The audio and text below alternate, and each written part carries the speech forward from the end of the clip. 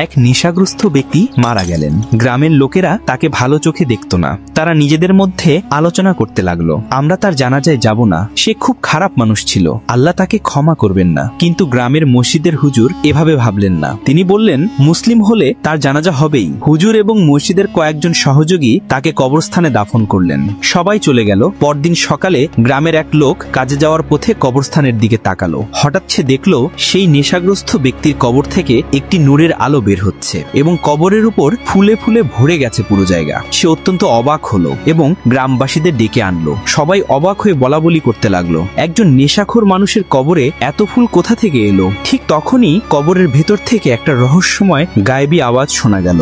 এই মানুষটি যখনই কোনো ভুল বা গুনাহ করত, সেই মুহূর্তেই সে আল্লাহর কাছে ক্ষমা চাইতো, আর আল্লাহ দয়ালু, আল্লাহ তাকে ক্ষমা করেছেন। তাই তার কবরকে জান্নাতের বাগান বানিয়ে দিয়েছেন। বন্ধুরা, এখান থেকে আমরা বড় একটি